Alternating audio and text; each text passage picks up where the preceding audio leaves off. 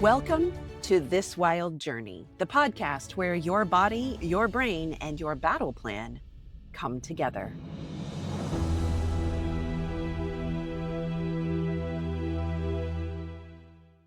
If you're reeling from betrayal trauma, drowning in the chaos of divorce or custody court, feeling overwhelmed by post-trauma parenting, you are in the right place.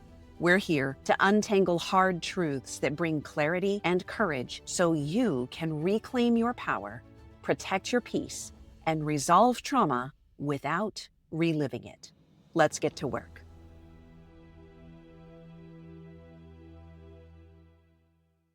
Welcome back to This Wild Journey, where your body, your brain, and your battle plan come together. I'm Coach Bren, and today we're tackling something I hear all the time from our clients, that nagging, gut-churning fear that my ex is always 10 steps ahead. If you've ever sat in your car after court feeling like the whole hearing was orchestrated before you even walked in, if you've read in an email or a motion from the other side and thought, how the heck did they spin it like that? Or if you're lying awake at 3 a.m. replaying every move you didn't make, then you're not alone. Sarah, this is one of those topics that hits deep in the nervous system. So I want to kick this off by asking you, why do so many protective parents feel like they're always behind in the game? Well, because honestly, they usually are. And that's just the hard, brutal truth. But it's not because they're lazy or they're stupid or they didn't try hard enough. It's because they're playing checkers while their abusive ex has been playing chess with loaded dice and a backup copy of the playbook they edited themselves. So here's the hard truth. If you're not wired to manipulate, deceive, and weaponize people and things for power, you're going to struggle to predict the tactics of someone who is. And that doesn't make you weak.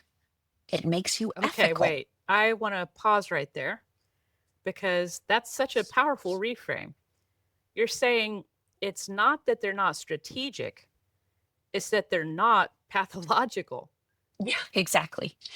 You're not 10 steps behind because you're dumb. You're 10 steps behind because you're assuming that you're both playing fair.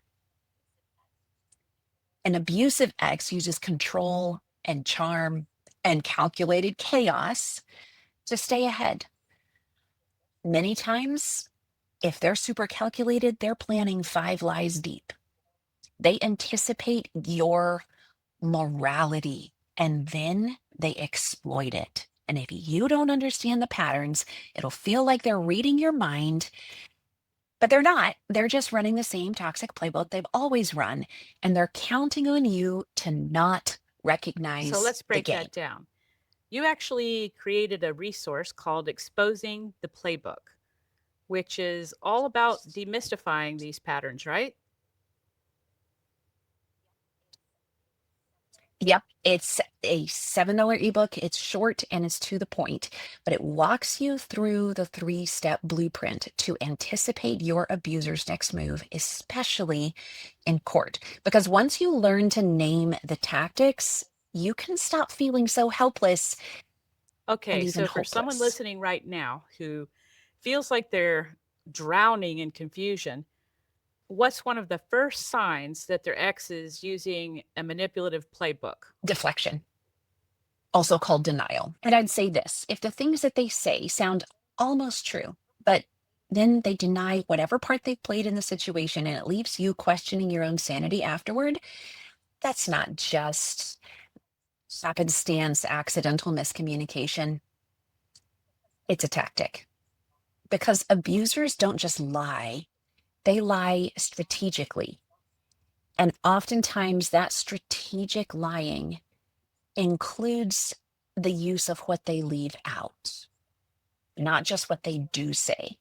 So they'll omit key things and then they mix in just enough fact into the fiction to make you doubt your memory, your feelings, and even sometimes your evidence.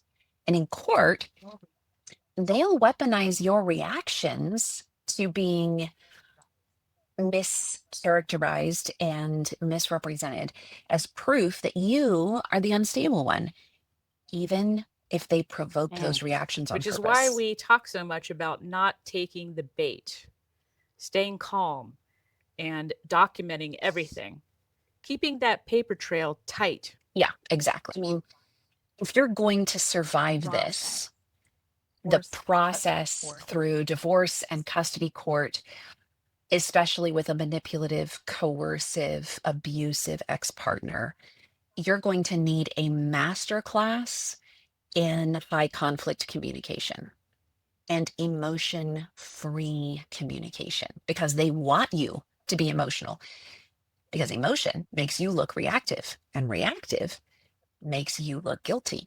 So the counter tactic for you: stay consistent, stay factual. Don't argue with the lies. Don't try to prove your truth. Just document it.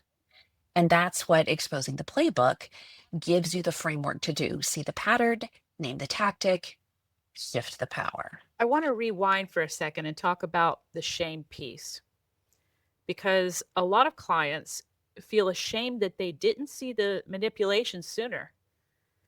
They'll say, "How did I not know this would happen?" Or "Why didn't I prepare for this better?" What would you say to that? Well, I would say a couple of things. You aren't a failure. You were targeted. And you aren't behind. You were blindsided. And you were probably never taught how to fight in a battle like this, especially if you have super traits of loyalty and truthfulness and kindness and caregiving.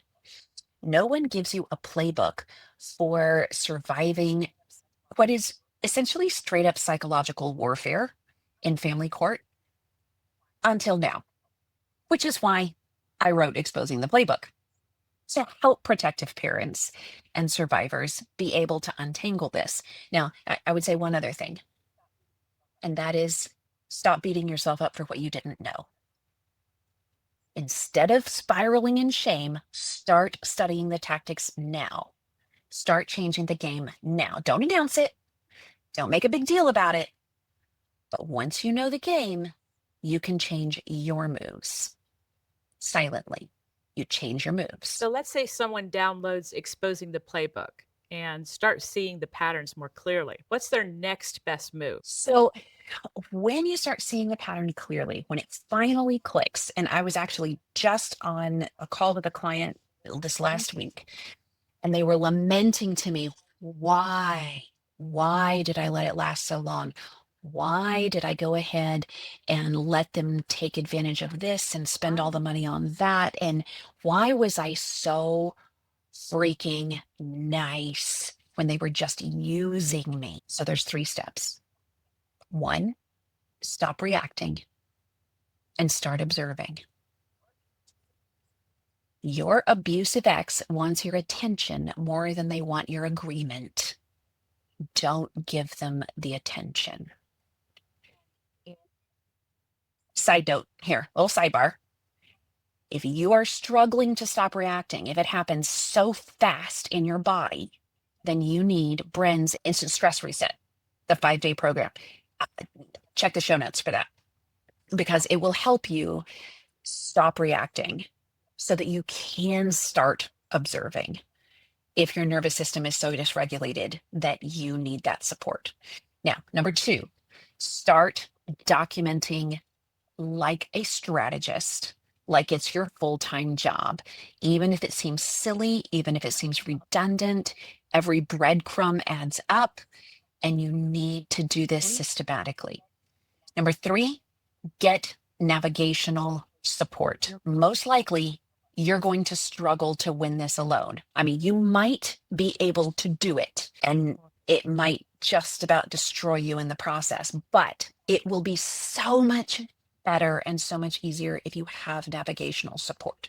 That's why we offer coaching calls and tactical tools and systems for organizing all of your evidence and worksheets and incident logs, the works, all the tactical tools inside my Freedom Navigator program for protective parents. Because strategy without support gets lonely fast. And that's where I teach my clients how to do things like document proof, like you're a private investigator, organize evidence, like you're a paralegal, leave a paper trail, like you're an HR executive, and shift your mindset out of survivor mode into strength mode. And for today, just to recap, if you've been walking around with that sick to your stomach feeling that your manipulative, coercive ex is always 10 steps ahead, you're not crazy, and it's not hopeless.